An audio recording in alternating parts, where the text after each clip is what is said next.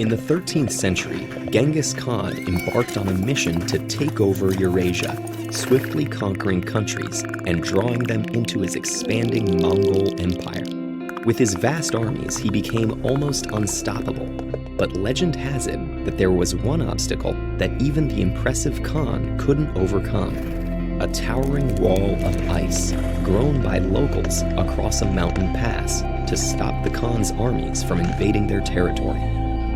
No one knows how historically accurate that particular story is, but remarkably, it draws on fact.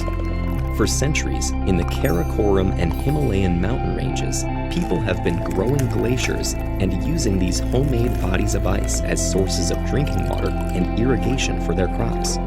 But before we get to that fascinating phenomenon, it's important to understand the difference between glaciers that grow in the wild and those that humans create.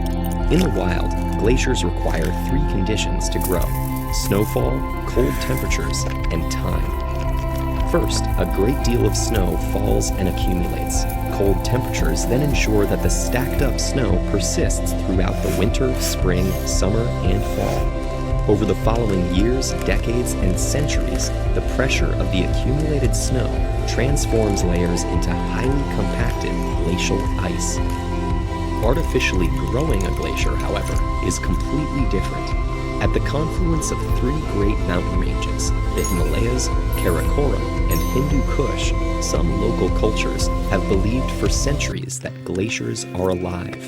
And what's more, that certain glaciers can have different genders, including male and female.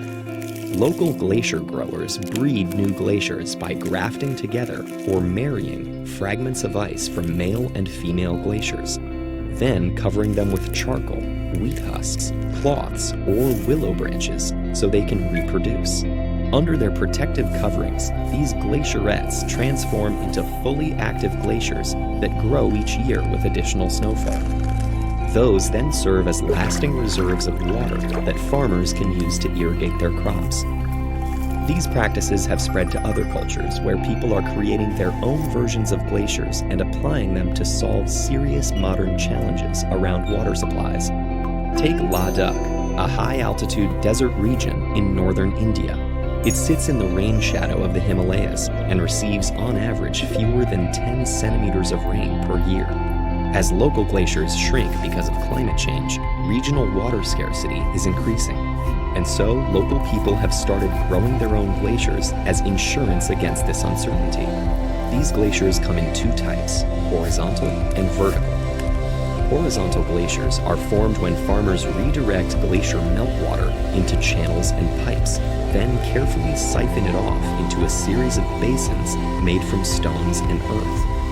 Villagers minutely control the release of water into these reservoirs, waiting for each new layer to freeze before filling the basin with another wave. In early spring, these frozen pools begin to melt, supplying villagers with irrigation for their fields.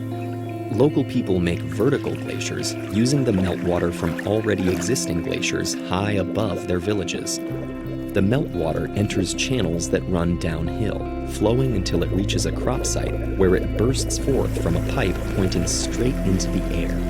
When winter temperatures dip, this water freezes as it arcs out of the pipe, ultimately forming a 50-meter ice sculpture called a stupa, shaped like an upside-down ice cream cone. This inverted form minimizes the amount of surface area it exposes to the sun in the spring and summer. That ensures that the mini glacier melts slowly and provides a reliable supply of water to feed the farmers' crops. These methods may be ancient, but they're becoming more relevant as climate change takes its toll on our planet. In fact, people are now growing their own glaciers in many regions beyond Ladakh. Swiss people, utilizing modern glacier growing technology, created their first stupa in 2016 in the Swiss Alps. There are plans for over 100 more in villages in Pakistan, Kazakhstan, and Kyrgyzstan. Perhaps one day we'll be able to harness our homegrown glaciers well enough to build whole walls of ice, this time not for keeping people out, but to enable life in some of the planet's harshest landscapes.